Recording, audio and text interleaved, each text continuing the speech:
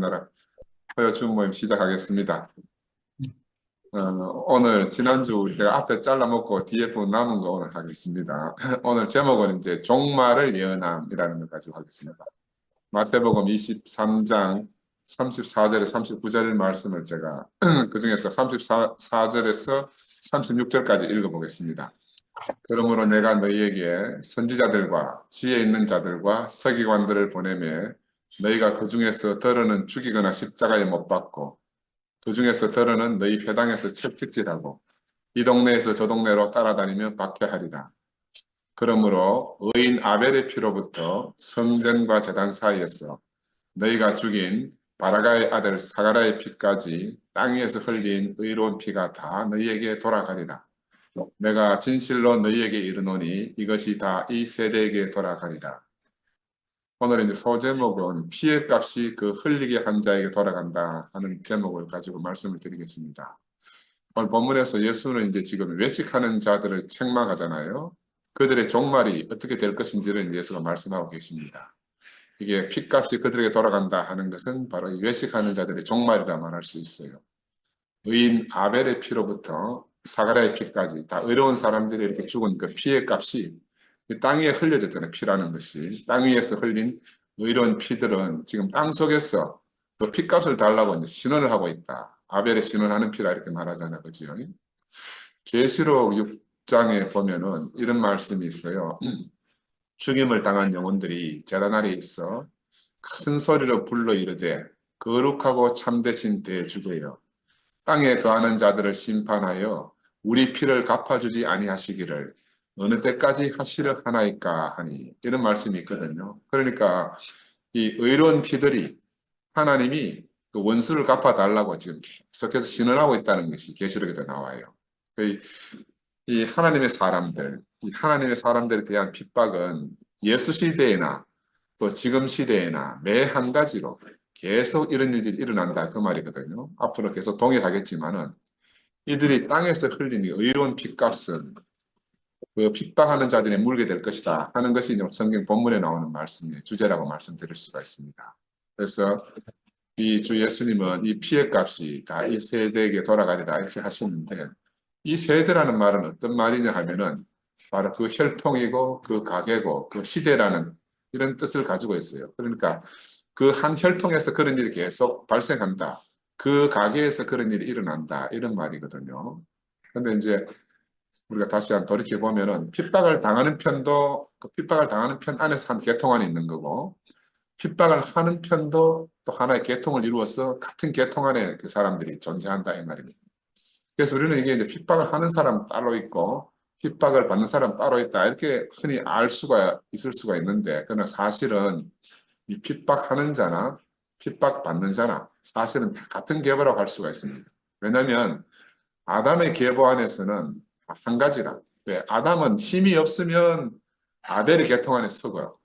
자기가 힘이 있으면 가인의 계통 안에 서는 거거든요. 그러니까 그 핏값을 달라고 신원하는 아벨이나 그 핏값을 지불해야만 되는 이 가인이나 다 한 사람이라는 거예요. 한 사람. 그래서 나는 이 말씀 앞에서 이렇게 야, 이 핏값이 이 세대에게 돌아간다 하는 이 말씀 앞에서 저는 제 스스로 생각하기를 야 이것이 바로 내가 지불하고 갚아야 될 핏값이구나 하는 게 알아집니다. 왜냐하면 제가 교회 생활하면서 특별히 또 투표 생활하면서 그동안 알게 모르게 저로 인해서 이제 핍박받았던 많은 형제 자매들이 있거든요. 이제 그 내가 부지 중에 그랬든지 어쨌든지 간에 그 내가 그 핏값을 돌려받을 때가 되었구나 하는 생각이 너무 들어요. 아, 이게 하나님 말씀 앞에 서니까 내가 누구인지 알아지는 거라.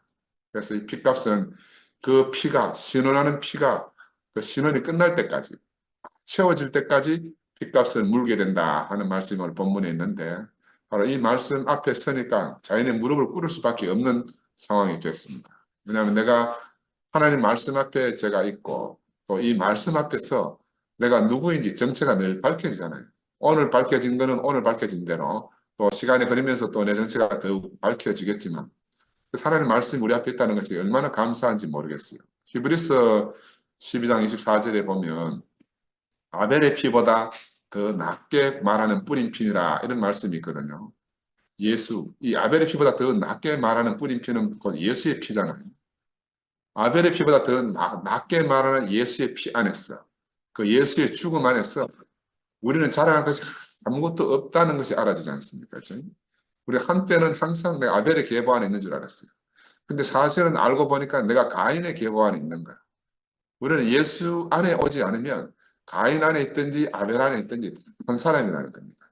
그래서 우리가 예수의 피 앞에 서면 아무도 자기의 억울함을 말할 수가 없다는 거예요. 근데 우리 예수 안에 있지 못하면 한편으로는 억울하다 하고 또 한편으로는 내가 누군가를 억울하게 만드는 사람이라는 거예요.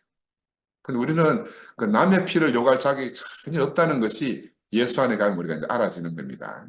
저는 이번 주에 화요일 날 우리 영수하고 우필 형제하고 늘 이제 점심을 먹거든요.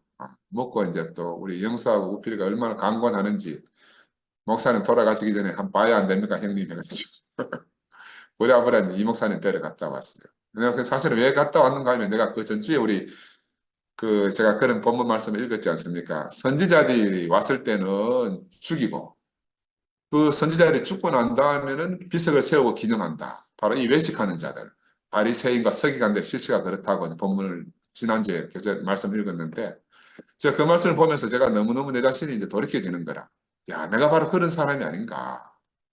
지금 교회에서 일어나는 상황이 어떤지 그 상관이 없이 내가 이 목사님을 살아있을 때 꼭 뵈긴 뵈야 되는데 늘 차일피일 미루고 뭐 이런 뭐 내가 이런 일 저런 일 생각하다 보니까 복잡하고 그래서 늘 미루고 있었는데 그 이제 말씀 앞에 딱 서니까 야 내가 바로 그 선지자들이 왔을 때는 죽이고 선지자들이 죽고 나서는 내가 그를 기념하는 비석을 세우는 그런 사람들이겠다 하는 생각이 너무 들었어요. 그래서 내가 두 동생들의 권면이 하나님 말씀을 알아가지고 그런 생각이 갑자기 들더라고. 야 영선아 우필이가 그냥 하는 말이 아니고 하나님을 대신해서 하는 말이구나 이래가지고 제가 목사님을 뵈러 갔다 왔습니다. 우리가 그 상대방과 상관없이 제가 해야 될 도리가 따로 있더라고요. 내가 인생으로 살면서 내가 지켜야 될 도리가 있다. 또 인간적인 입장에서 보더라도 내가 목사님한테 막 대들고 심한 상처를 많이 드렸거든요. 우리 목사님이 45년, 50년 가까이 배우계 생활하면서 그렇게 하여튼 막 핍박을 받은 적이 없다고 저한테 받은 핍박은 얼마나 형제들한테는 말씀을 오랫동안 하셨는지 몰라. 그래서 야, 내 가혹한 은사들로 인해 갖고 상처도 많이 입으셨을 건데 내가 나중에라도 후회가 안 되도록 살아서 용서를 빌어야 되겠다는 생각도 들었었습니다. 그래서 목사님 제가 말씀드리니까 다 잊으셨다고 하시면서 또 우리 어머니 이야기 또 시작하시는 거예요. 어머니 이야기도 하시고 이어서 뭐 늘 하시던 이야기도 한참 동안 하시고 그랬어요. 그 제 입장에서 볼 때 내가 은혜 받은 것은 부인할 수가 없는 거라. 내가 이엘레 목사님으로부터 내가 받은 은혜는 부인할 수가 없어요. 그래서 그 사실에 대해서는 내가 감사를 드리는 게 너무 마땅하다 하는 생각이 들었었고 그러면서 이제 목사님께 지금 일어나는 모든 것들은 하나님이 하실 것이기 때문에 하나님 하실 것이라고 생각하고 하나님을 믿고 그 염려를 다 내려놓으시면 좋겠다 하는 말씀도 드렸어요. 일단은 그 영수와 우필에 감사한 게 자기들이 뭐 그 시간 약속을 있어요. 좀 내 나를 목사님께 데려다 주고 나면 자기들이 약속을 못 지킬 정도로 자기 힘든데도 야 나하고 목사님하고 이렇게 이제 화해시키고 대면하게 하려고 뭐 애써준 것이 정말 하나님 마음이라 생각이 들었어요. 그때도 까딱해서 못 갈 뻔했어. 자기들 약속 있다고 밥 먹고 나서 다시 우리 병원까지 태워다 줬는데 병원에 들어갈라 하다가 영수가 막 이러면 안 된다 하면서 지금 이번에 미루면 다시 사탄의 송사가 영 못 갈 수도 있다 하면서 바로 실어가지고 목사님 집으로 다시 직행해서 갔다 왔어요. 야, 그래서 목사님 만나고 나오면서 인간적인 우리 서로가 잘못 이전에 저는 이분을 통해서 영원하신 하나님과 그 아들 예수의 생명을 제가 알게 됐거든요. 그래서 지금 내가 그 예수의 노선 안에서 이 생명을 갖다가 우리 형제 자매들과 함께 누리고 살 수 있게 된 것은 부인할 수 없는 그 이엘레 목사님의 은혜라고 생각이 들거든요. 그래서 이 연로하신 분을 보면서 마지막까지 그 걱정과 염려를 놓지 못하시는 것은 어떻게 보면 우리 자신의 불찰로 알아서요. 우리가 어릴 때는 부모의 돌봄으로 살지만 우리가 장성하게 되면 연로하신 부모를 우리가 돌보는 것이 자식의 도리잖아, 그렇지? 이것도 인간사가 다 일어나는 일이고. 그래서 목사님 뵙고 나오면서 그런 생각이 들었습니다. 아침에 새벽녘에 해가 딱 떠오르고 그 해가 한동안 낮 동안은 중천에 이렇게 머물다가 마지막 석양에 노을이 남기고 지는 것을 이렇게 보는 것처럼 그런 생각이 들었어요. 그래서 야, 이것이 우리의 짧은 인생이 아니겠나 하는 생각이 들고, 그래서 하여튼 갔다 오고 나서 많은 생각들이 있었습니다. 그래서 형제 여러분들도 살면서 후회할 일을 안 남겼으면 좋겠다 하는 게 제 생각이고, 이제 오늘 본문으로 다시 돌아오게 되면 아담은 무엇을 해도 외식이라고 생각이 듭니다. 경건으로 포장하든지 거칠고 무례함으로 포장하든지 안팎이 다른 것은 다 외식이라고 말할 수가 있거든요.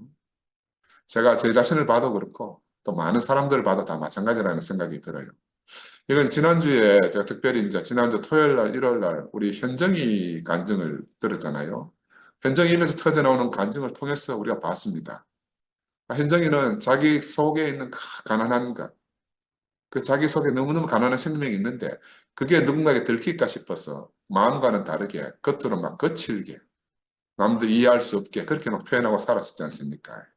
그런데 이 말씀 앞에서 발견된 것, 자기가 말씀 앞에 딱 서서 발견되고 나니까 시어머니가 경건주의, 시어머니가 행하는 그 경건한 모습만 외식이 아니고 자기 자신이 거칠음을 통해서 표현하는 이것도 외식이다 하는 것을 깨닫고 온 교회 앞에서 간증을 하지 않았습니까? 아, 그래. 우리도 다 박수치고 환호하고 놀라고 했어요. 왜냐하면 그 현장의 간증 안에서 그 안에 감추어졌던 우리 자신이 다 숨어 있었던 거라. 근데 우리 자신의 정체를 현장이가 대신 표현해 준 것이 우리가 그때 너무너무 시원했었어요.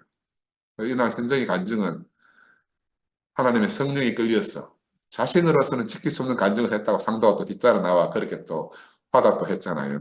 왜냐하면 이게 내가 할 수 없는 일은 하나님의 이끄심이다. 성령의 이끄심이다. 우리가 이렇게 표현할 수밖에 없는 거야. 야, 그러니까 우리 자신 속에 감추어진 이 하나님의 생명이 현정이 혼 생명을 이기고 터져나오면서 한 간증이잖아. 그죠? 우리는 누구나 살아있는 그리스도를 만나면 자기를 이기고 자기를 넘어서 하나님의 생명이 나타나는 것을 교회 안에 살면서 늘 형제자매들을 통해서 보거든요. 저도 오래전에 우리 어머니 살아계실 때 교회 앞에서 간증하셨을 때 제가 나가서 처음 우리 어머니 화답 간증을 하면서 그렇게 말했습니다. 하나님, 우리 어머니를 이기신 하나님을 찬양합니다. 제가 이렇게 말씀을 드렸어요. 아, 우리는 늘 하나님 앞에 굴복되어져야 되고 하나님은 우리를 이기셔야 되는 거라. 야, 이것이 바로 하나님이 우리에 두신 영원한 뜻이라. 우리를 이기신 하나님. 그 모습을 우리가 늘 형제자매를 통해서 볼 때마다 우리는 감격하지 않을 수가 없습니다. 그렇죠?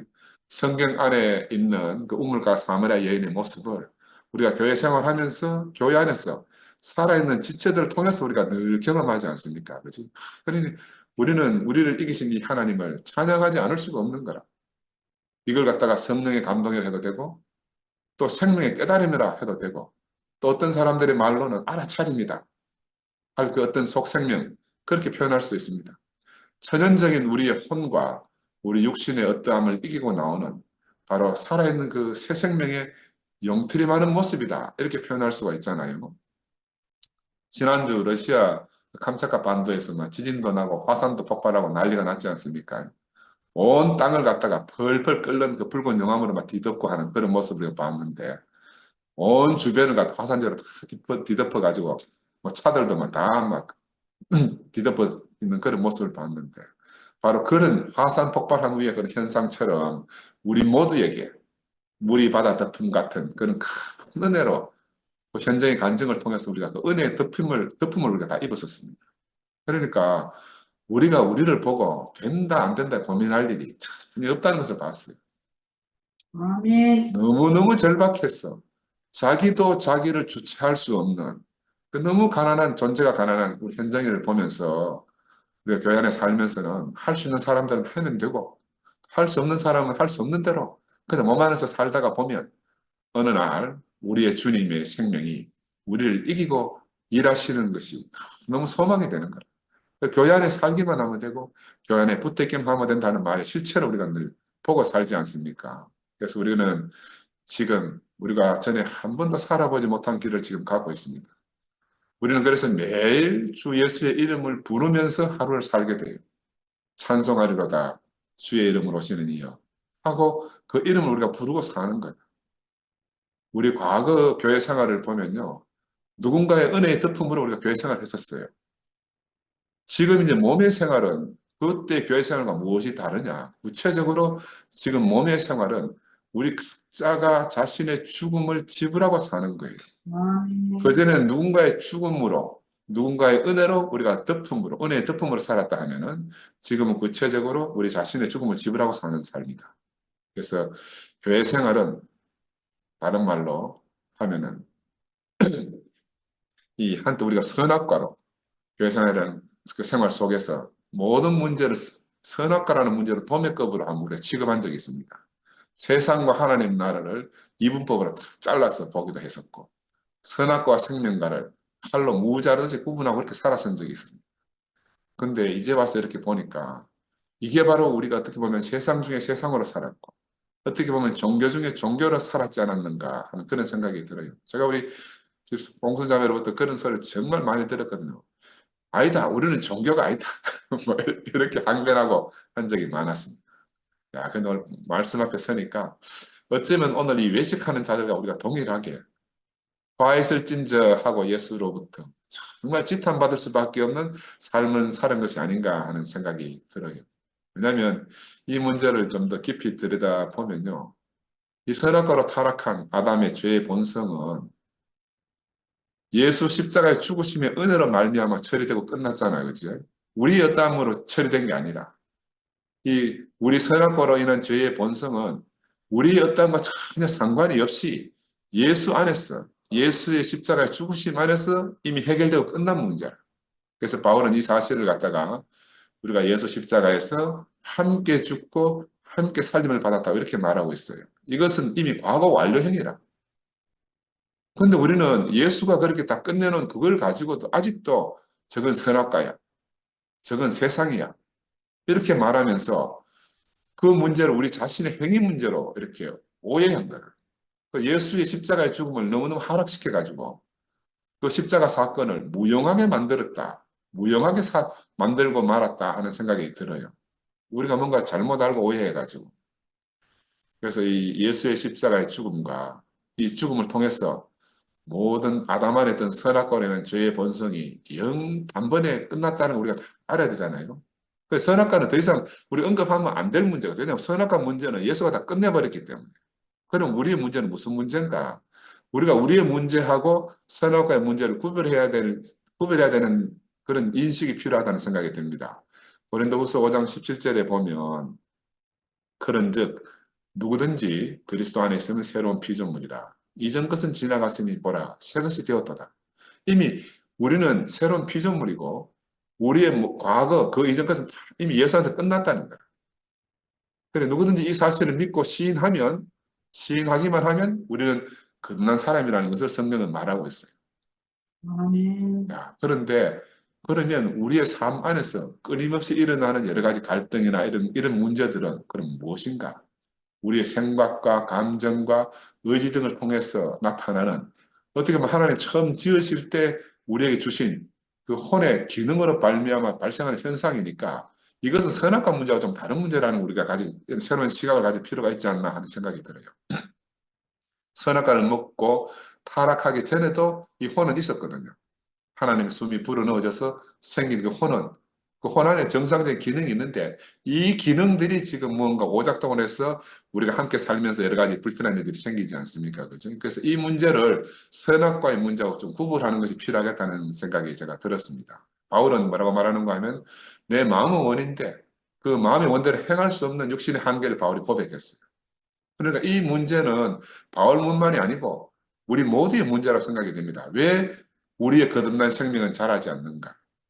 왜 믿는 사람들은 처음 예수를 믿을 때가 가장 순수하고 가장 믿음이 좋았다고 다들 간증하는가? 자라지 않는 생명은 죽은 것이라고 했는데 왜 우리 안에 거듭난 생명은 자라지 않고 다 어디로 가버렸는가? 이게 우리의 문제이기도 하고 많은 기독교인들의 문제라고 저는 보여지거든요. 왜 우리는 2000년 전에 바리새인과 서기관들처럼 외식할 수밖에 없는가? 야, 내가 아는 예수의 생명하고 나의 생명은 왜 이리 거리가 먼가? 이것이 현대 기독교인들의 문제이기도 하고 또 우리 자신의 문제라고 할 수가 있어요. 순수하게 믿고 따르고 싶은데 왜 그렇게 되지 않나? 아, 내가 예수를 믿고 따른 세월이 얼마인데? 이게 우리 모든 사람들의 생각이지 않습니까? 그죠? 이것이 바로 우리 각자 내면 안에 숨겨진 고민이기도 하고 하나님의 나라가 나타날 수 없도록 하는 근본적인 문제라고 생각이 들어요. 아멘. 하나님의 나라는 하나님의 통치가 직접적으로 임하는 나라이고, 또 그리스도의 몸이라는 것은 이 그리스도의 생명이 사통팔달 흐르는 몸인데 왜 이런 문제가 있는가? 이것은 다른 말로 말하면 그리스도의 몸이 나타나지 않아서 그런 건 아닌가 하는 생각이 듭니다. 하나님의 비밀은 그리스도이고 그리스도의 비밀은 교회라고 했는데 이 교회의 비밀은 그럼 어디에 있나? 저는 그리스도의 몸 안에 있다 생각이 들어요. 이게 우리 2PM에서 현대들 함께 몸의 생활을 하면서 이게 제게 알아진 사실이라. 제가 이번에 이엘리 목사님 찾아가서 그렇게 말씀을 드렸어요. 하나님의 비밀은 그리스도, 그리스도의 비밀은 교회라고 했는데 이 교회의 비밀은 그리스도의 몸 안에 있습니다. 라고 내가 말씀을 드렸는데 우리 목사님 몸은 뜻도 안 하고 막 교회 가지고 한참 말씀하시더라고요. 야, 이게 바로 사단이 마지막까지 우리를 속이는 자리라고 저는 보여져요. 아멘. 왜냐하면 다들 몸이라고 해요. 몸이라고 하는데 구체적이고 실제적인 단체적인 새 피조물로서의 새한 사람 새 피조물로서의 몸이 나타나지 못해서 생긴 현상이라고 보여져요. 그러니 우리가 그리스도의 몸 안에 있어야 우리의 생명이 자라게 된다 말입니다. 내가 홀로 있어서는 자랄 수가 없어요. 홀로 있어서는. 심천 미르나무 강가에서 선포된 생명은 자란다. 대구교에 정말 전설처럼 내려오는 유명한 말이 있잖아요. 이 말이 우리 교회에서 계속 회자되고 있는데 왜 우리 자신은 늘 선악과의 덫에 걸려 헤매는가? 이 선악과 실체를 잘못 알아서 그래요. 이 선악과의 문제는 예수가 이미 끝내놨어요. 우리가 지금 터치할 문제가 아니라 선악과는. 근데 사람들 자꾸 예수님이 이미 종결시킨 선악과를 끄집어 내려와가지고, 야, 그건 선악과야. 그건 뭐 어째. 이렇게 이제 우리가 오해하는 그런 이제 엄청난 잘못을 저지르고 있다. 왜냐하면 우리는 교회 안에 함께 살다 보니까 우리를 하나 되게 하지 못하는 선악과의 실체가 드러났다. 이렇게 말하는 거라.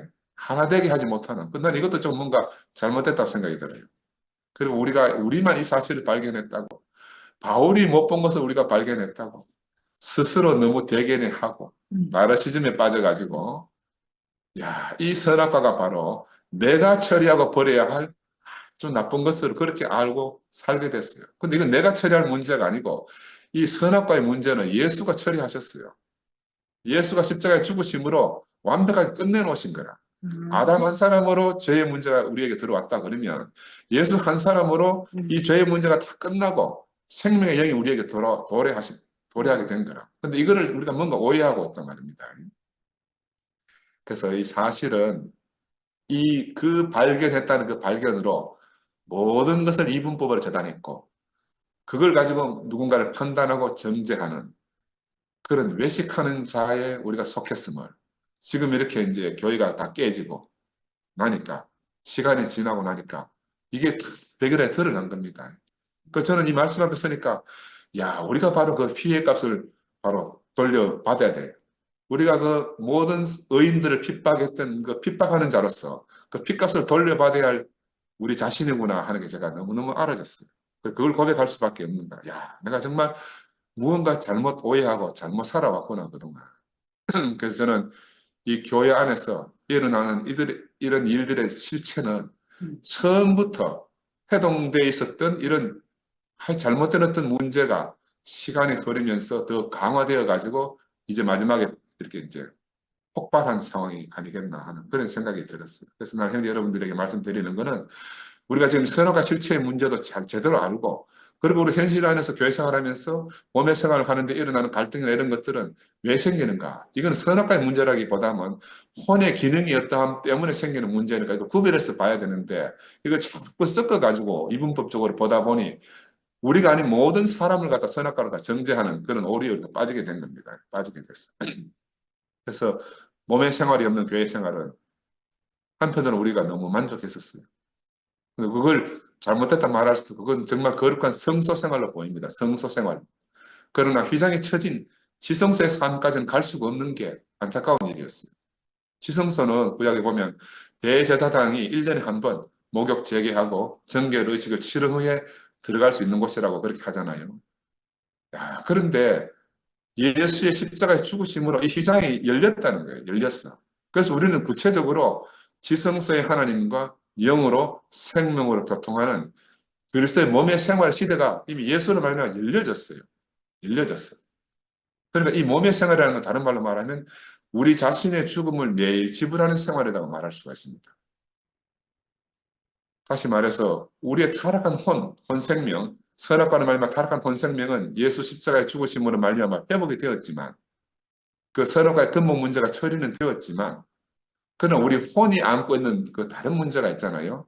하나님의 생명의 통치를 받아야만 되는. 다른 말로 말하면 창세기에 나오는 생명나무 열매를 먹어야만 하는 그걸 먹어야 정상적으로 혼의 기능을 발휘할 수 있는 그 문제는 아직 남아 있으니까 그래서 이 회복된 혼 생명이 하나님의 생명에 복종되고 통치가 되도록 하기 위해서는 무엇이 필요한가? 우리 각자가 예수 죽으심의 십자가를 본받았어. 예수가 십자가에 죽으신 그 죽으심을 본받았어. 다른 말로 말하면 장대 높이에 달린 노뱀을 보면서 우리 자신의 혼죽음을 매일마다 지불해야 된다는 거예요. 아멘. 매일마다. 그것이 바로 생명의 통치를 받는 것이고 정상적인 혼의 기능이 발휘되는 생활이다. 이렇게 말씀드릴 수가 있어요. 그래서 영이 혼을 지배하고 혼이 몸을 지배하는 생활. 이것이 바로 지성소 안의 생활이라고 여겨지고 이게 바로 하나님이 우리를 인간을 지었을 때 생각하고 계획했던 정상적인 몸의 생활이라고 말씀드릴 수가 있습니다. 이 지성소의 생활은 우리 모두의 죽음을 거치고 나온 우리의 죽음을 통과한 우리 자신의 간증으로 채워지고 이 형제들의 간증이 모여서 바로 부활 생명의 몸이 건축된다. 이것이 바로 한 세 사람의 실체로 나타나는 것이다. 이렇게 보여지는 거죠. 그래서 영으로 새롭게 된 우리의 생각이, 우리의 감정이, 우리의 의지가 우리 죽을 몸, 우리는 이미 죽을 몸이잖아요.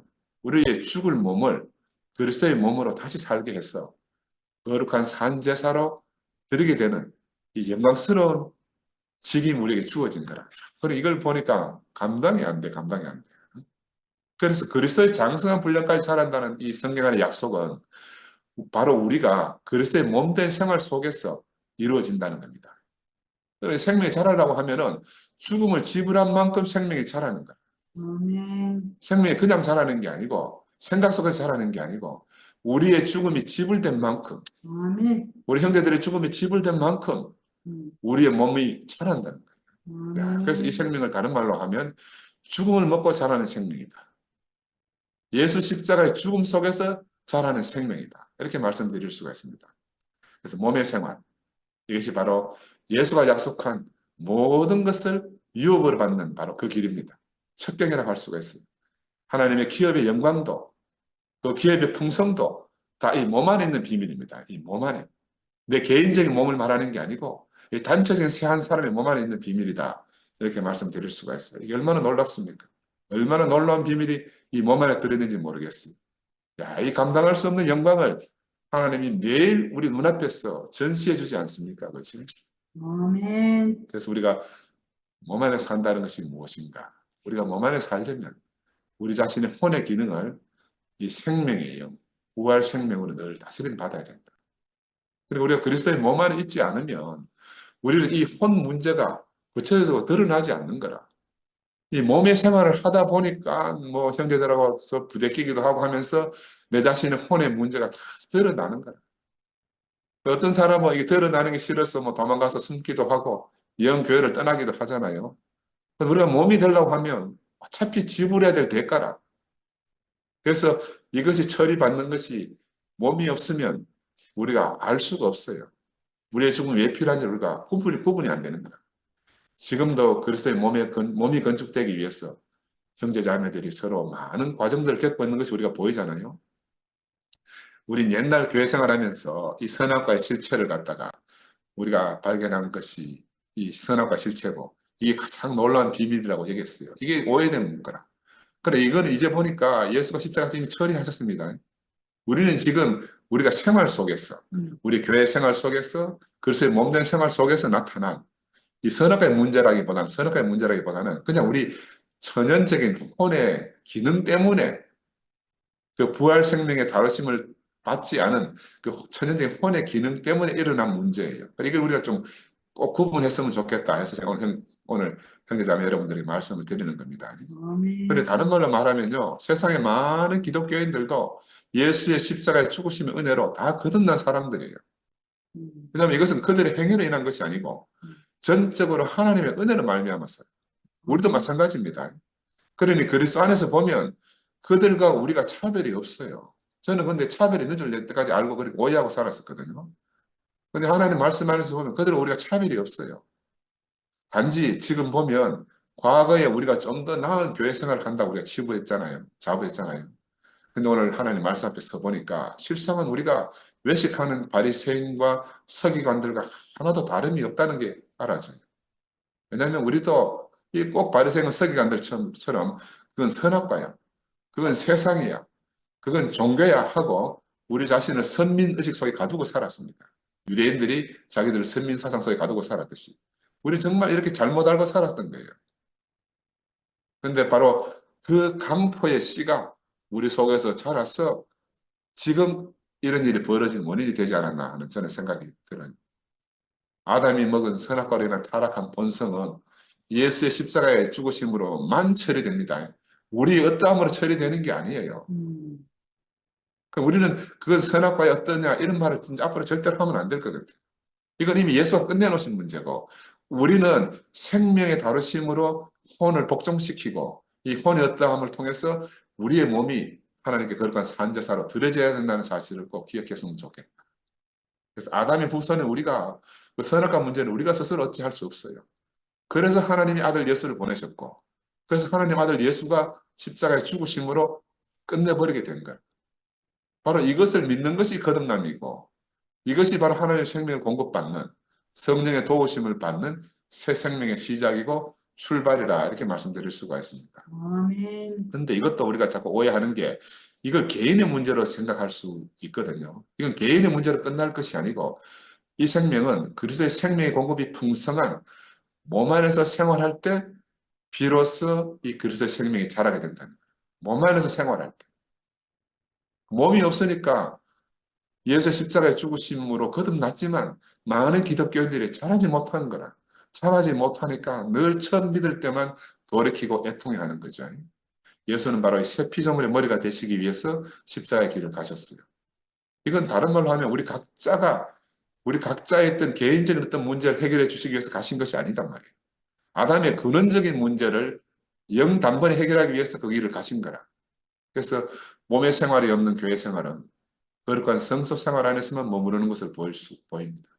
우리는 한때 이 교회 생활만으로도 너무 넉넉하고 부러울 것이 없었어요. 그러나 교회 생활 속에서는 함께 섞일 수 없는 정말 가난하고 힘없고 연약한 지체들, 이 지체들은 그냥 깊이 섞이도 못하고 주변을 위성처럼 떠돌고 있었어요. 우리가 지형에 들어와 있지만 우리 금지라고 별명이 바꿔졌지만 한때 금지가 돌지였잖아요. 돌아다니는 지형이. 지형이가 여러 명이 있습니다.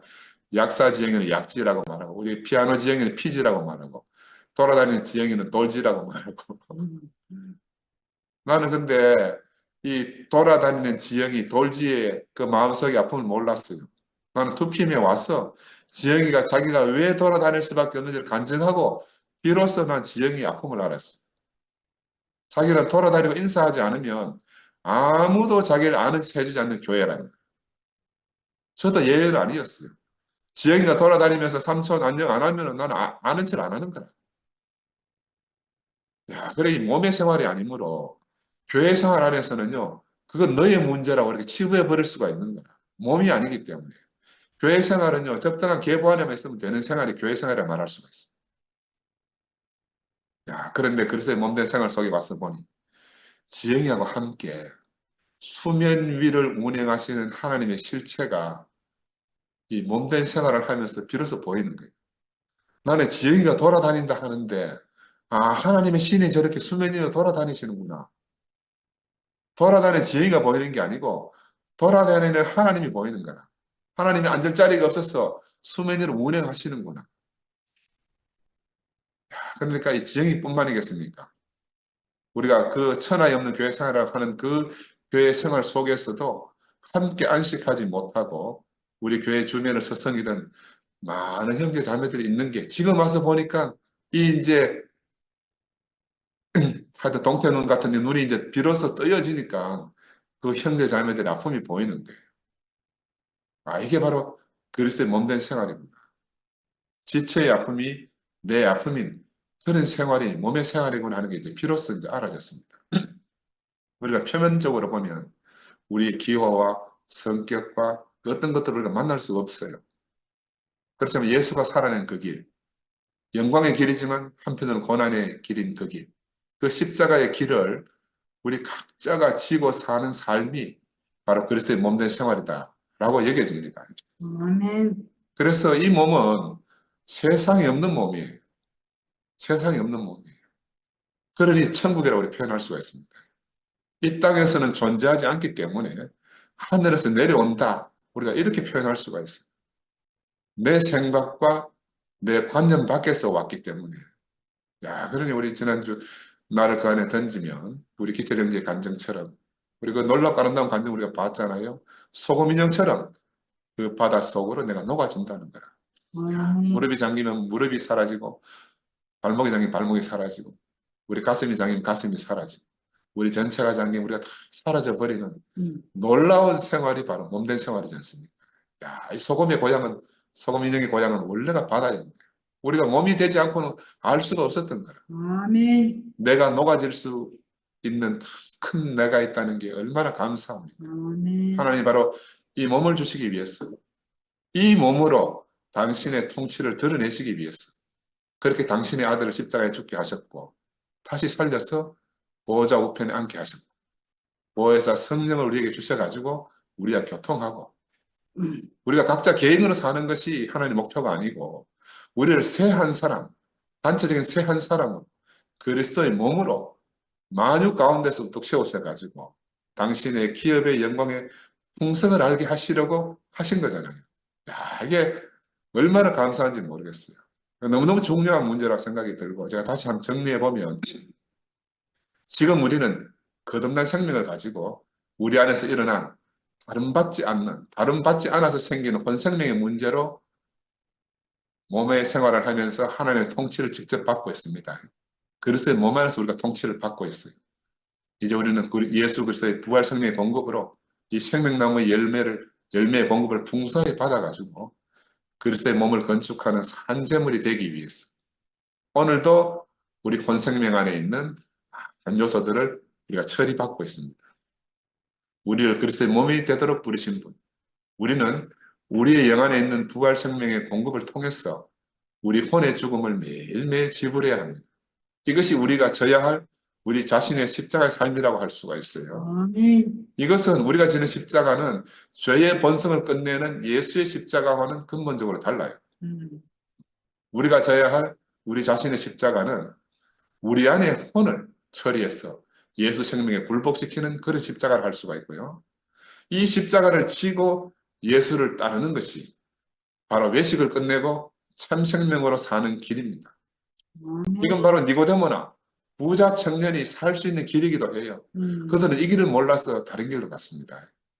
야, 나는 이것을 오늘 내게 적용해 보면 야, 참 그리스도의 몸된 생활을 하기 위해서는 내가 부지중이든 아니든 가인의 세대에 속했던 것에 대해서 내가 물어야 할 내 자신의 핏값이구나 하는 게 제가 너무 알아집니다.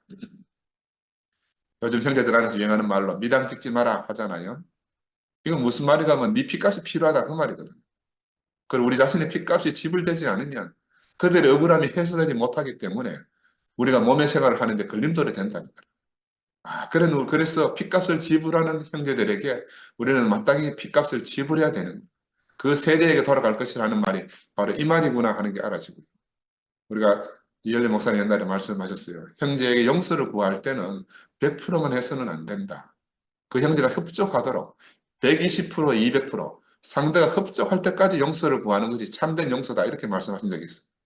상대방이 협조할 수 있을 때까지 우리의 핏값이 필요하다고 알아지는 거거든요.